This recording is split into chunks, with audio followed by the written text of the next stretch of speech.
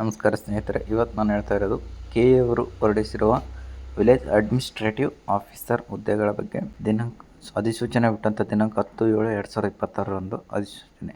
ಕರ್ನಾಟಕ ಸರ್ಕಾರದ ಕಂದಾಯ ಇಲಾಖೆಯ ವಿವಿಧ ಜಿಲ್ಲೆಗಳಲ್ಲಿ ಉಳಿಕೆಯ ಮೂಲ ವೃಂದದಲ್ಲಿ ಖಾಲಿ ಇರುವ ಗ್ರೂಪ್ ಸಿ ವೃಂದದ ಗ್ರಾಮಾಡಳಿತಾಧಿಕಾರಿ ನೇರ ನೇಮಕಾತಿ ಹುದ್ದೆಗಳ ಸ್ಪರ್ಧಾತ್ಮಕ ಪರೀಕ್ಷೆ ಮೂಲಕ ಅರ್ಹ ಅಭ್ಯರ್ಥಿಗಳಿಂದ ಭರ್ತಿ ಮಾಡಲು ಕರ್ನಾಟಕ ಪರೀಕ್ಷಾ ಪ್ರಾಧಿಕಾರವು ಆನ್ಲೈನ್ ಮೂಲಕ ಅರ್ಜಿಗಳನ್ನು ಆಹ್ವಾನಿಸಿದೆ.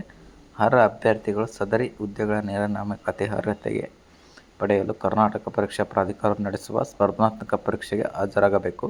ಜಿಲ್ಲಾವಾರು ಹುದ್ದೆಗಳ ಸಂಖ್ಯೆಗಳನ್ನು ಈ ಕೆಳಕಂಡಿದೆ. ಒಟ್ಟು ಹುದ್ದೆಗಳ ಸಂಖ್ಯೆ 505 ಇದೆ. ಶೈಕ್ಷಣಿಕ ವಿದ್ಯಾರ್ಹತೆ ಹುದ್ದೆ ಗ್ರಾಮಾಡಳಿತಾಧಿಕಾರಿಗೆ ಶೈಕ್ಷಣಿಕ ವಿದ್ಯಾರ್ಹತೆ PUC ಅಥವಾ ತತ್ಸಮಾನ ವಿದ್ಯಾರ್ಹತೆಯನ್ನು ಹೊಂದಿರಬೇಕು.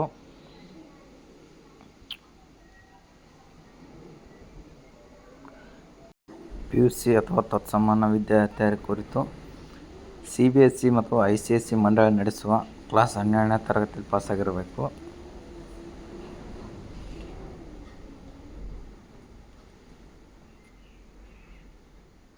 ಇತರೆ ರಾಜ್ಯ ಸರ್ಕಾರದ ಪರೀಕ್ಷಾ ಮಂಡಳಿಗಳಿಂದ ನಡೆಸುವ ಕ್ಲಾಸ್ 12ನೇ ತರಗತಿ ಪರೀಕ್ಷೆ, national institute of open schooling ವತಿಯಿಂದ ನಡೆಸುವ ಉನ್ನತ ಪ್ರೌಢ ಶಿಕ್ಷಣ ಕೋರ್ಸ್ HSC, 2 ವರ್ಷಗಳ ITI ಕೋರ್ಸ್ ಅಭ್ಯರ್ಥಿಗಳು NIOS-ನ ವತಿಯಿಂದ ನಡೆಸುವ ಒಂದು ಭಾಷಾ ಕೋರ್ಸ್ ಮತ್ತು ಒಂದು ಶೈಕ್ಷಣಿಕ ವಿಷಯದಲ್ಲಿ ಅಥವಾ ಪದವಿ ಪೂರ್ವ ಮಂಡಳಿ ನಡೆಸುವ ಪರೀಕ್ಷೆಯಲ್ಲಿ ಒಂದು ಭಾಷೆ ಮತ್ತು ಒಂದು ವಿಷಯದಲ್ಲಿ ಉತ್ತೀರ್ಣರಾದಲ್ಲಿ ಮಾತ್ರ PUCಗೆ ತತ್ಸಮಾನ.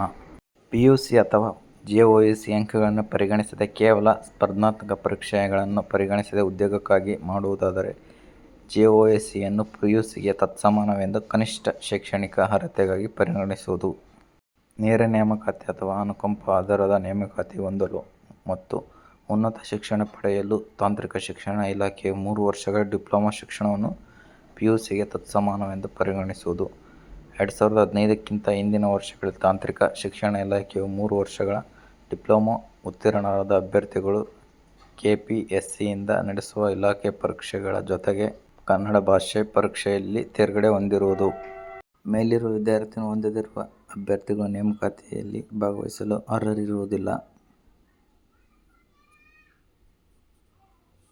ಅರ್ಜಿ ಸಲ್ಲಿಸಲು ನಿಗದಿಪಡಿಸಿದ ದಿನಾಂಕದೊಳಗೆ ಈ ವಿದ್ಯಾರ್ಹತೆಯನ್ನು ಹೊಂದಿರಬೇಕು.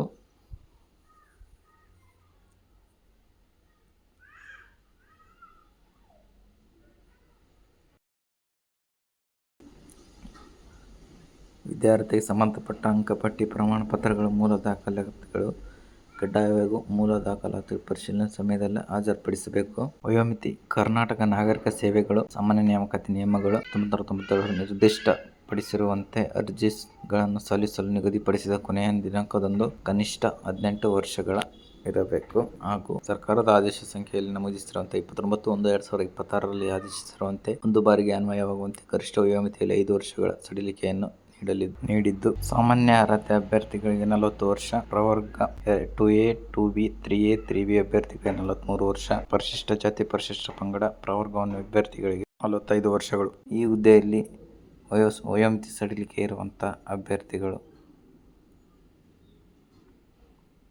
ಮಾಜಿ ಸೈನಿಕರಾದಲ್ಲಿ, ಕೇಂದ್ರ ಅಥವಾ ರಾಜ್ಯ ಸರ್ಕಾರದ ಸ್ಥಳೀಯರಲ್ಲಿ ಹುದ್ದೆ ಹೊಂದಿದವರಿಗೆ, NCCಯಲ್ಲಿ ಪೂರ್ಣಕಾಲಿಕ ಪರಿವೀಕ್ಷಕರಾಗಿ ಸೇವೆ ಸಲ್ಲಿಸಿದವರಿಗೆ, ರಾಜ್ಯ ಸರ್ಕಾರದಿಂದ ಪರಿಷ್ಕೃತ ಗ್ರಾಮೀಣ ಉದ್ಯಮೀಕರಣ ಯೋಜನೆ ಮೇರೆಗೆ ನೇಮಕಗೊಂಡ ಗ್ರಾಮ ಸಮೂಹ ಪರಿಶೀಲನೆಕಾರರಿಗೆ, ವಿಶೇಷಚೇತನರಿಗೆ,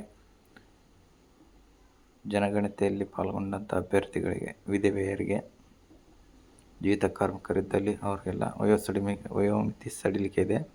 ಅರ್ಜಿ ಸಲ್ಲಿಸುವ ವಿಧಾನ KA ವೆಬ್ಸೈಟಲ್ಲಿ ಇಲ್ಲಿ ಕೊಟ್ಟಿರುವಂಥ ವೆಬ್ಸೈಟ್ನಲ್ಲಿ ಅರ್ಜಿಯನ್ನು ಸಲ್ಲಿಸಬಹುದು.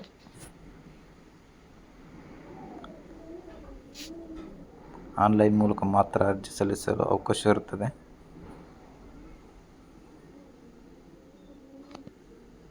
ಒಬ್ಬ ಅಭ್ಯರ್ಥಿಯು ಕೇವಲ ಒಂದು ಜಿಲ್ಲೆಗೆ ಮಾತ್ರ ಅರ್ಜಿ ಸಲ್ಲಿಸಲು ಅರ್ಹರಿರ್ತಾರೆ. ಒಂದಕ್ಕಿಂತ ಹೆಚ್ಚು ಜಿಲ್ಲೆಗಳಿಗೆ ಅರ್ಜಿ ಸಲ್ಲಿಸಲು ಅವಕಾಶ ಇರುವುದಿಲ್ಲ. ಆನ್ಲೈನ್ ಅರ್ಜಿ ಸಲ್ಲಿಸಲು ವೇಳಾಪಟ್ಟಿ ಆನ್ಲೈನ್ ಮುಖಾಂತರ ಅರ್ಜಿ ಸಲ್ಲಿಸುವ ಪ್ರಾರಂಭ ದಿನಾಂಕ 11/7/2026. ಕೊನೆಯ ದಿನಾಂಕ 30/7/2026. ಶುಲ್ಕ ಪಾವತಿ ಮಾಡಲು ಕೊನೆಯ ದಿನಾಂಕ 31/7/2026.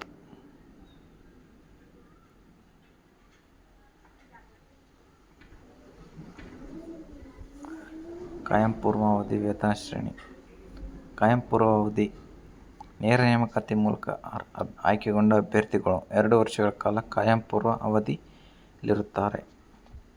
ವೇತನ ಶ್ರೇಣಿ 34,100 ರಿಂದ 67,600 ವರೆಗೆ ಇರುತ್ತದೆ.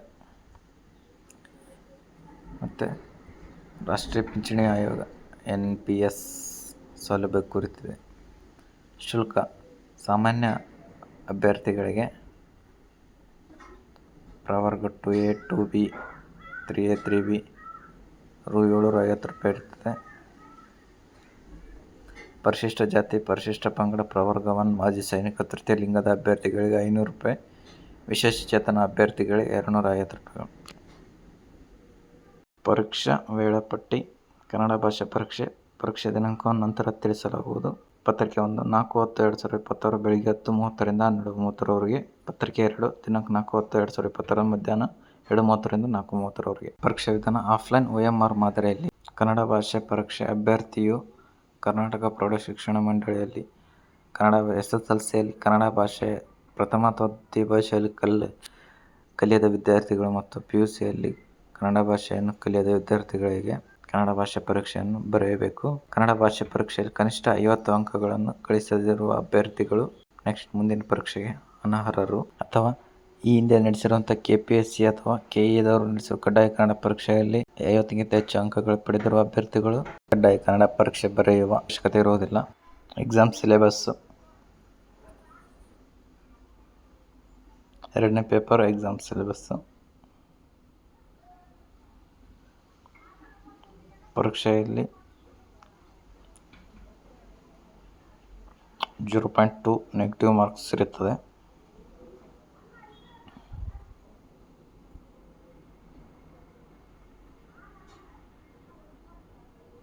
ನೇಮಕಾತಿ.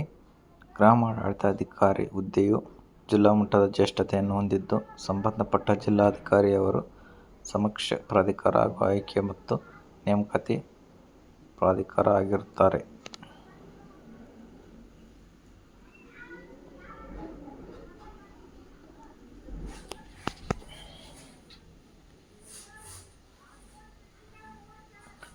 ಅರ್ಹತಾ ಷರತ್ತುಗಳು. ಅಭ್ಯರ್ಥಿಯು ಭಾರತೀಯ ನಾಗರಿಕನಾಗಿದ್ದು,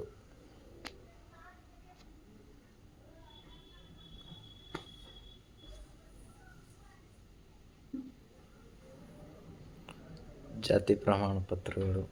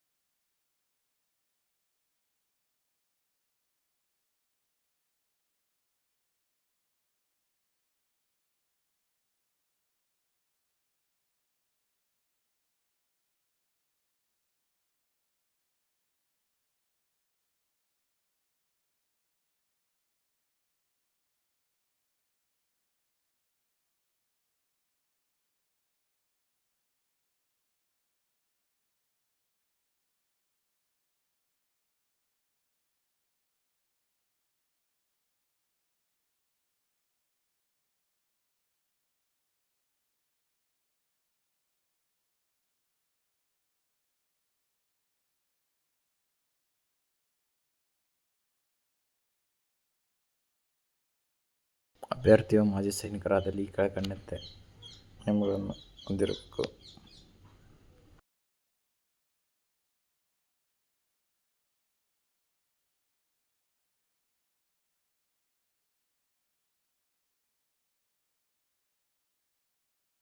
ಗ್ರಾಮೀಣ ಅಭ್ಯರ್ಥಿಯು ಅಧಿಸೂಚನೆ ಸಂಖ್ಯೆಯಲ್ಲಿರುವಂತೆ ಈ ಕೆಳಕಂಡಂಥ ದಾಖಲಾತಿಗಳನ್ನು ಹೊಂದಿರಬೇಕು.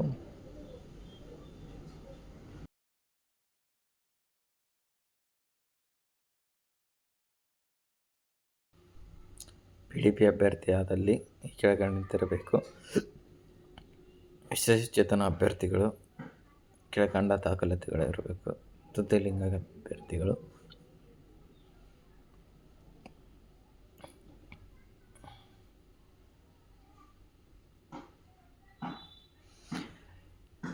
ಏನಾದರೂ ಸಮಸ್ಯೆ ಇದ್ದಲ್ಲಿ KA ಅವರಿಗೆ ಈ ಕೆಳಕಂಡಂತೆ ಸಂಪರ್ಕಿಸಬೇಕಾಗುತ್ತದೆ.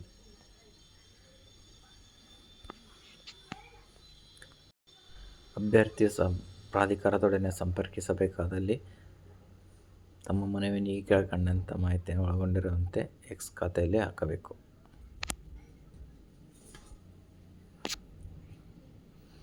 ಫೋಟೋ ಮತ್ತು ಸಿಗ್ನೇಚರ್.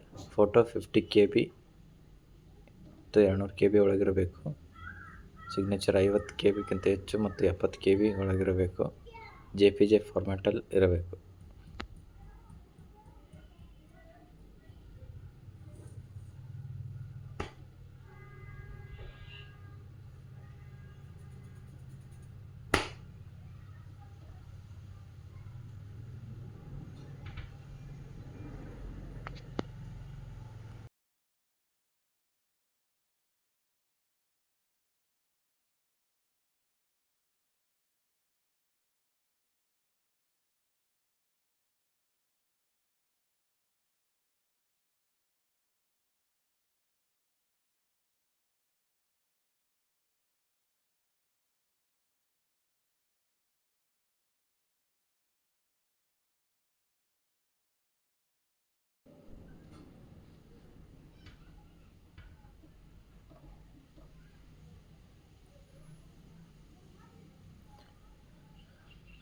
ಹುದ್ದೆಗಳ ಜಿಲ್ಲಾವಾರು ವಿವರಗಳು. ಬೆಂಗಳೂರು ನಗರ 20 ಹುದ್ದೆಗಳು.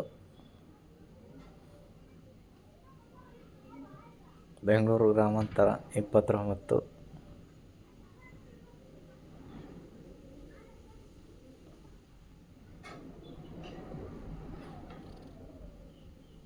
ಚಿತ್ರದುರ್ಗ 15.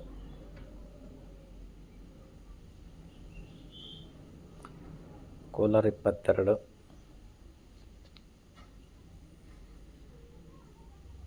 ತುಮಕೂರು 50.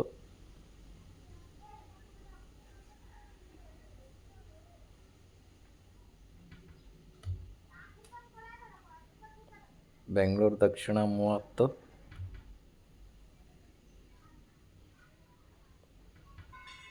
ಚಿಕ್ಕಬಳ್ಳಾಪುರ 21. ಶಿವಮೊಗ್ಗ 18. ಮೈಸೂರು 45. ಚಾಮರಾಜನಗರ 31.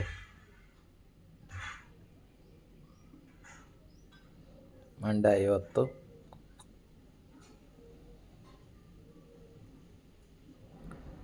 ಹಾಸನ 35.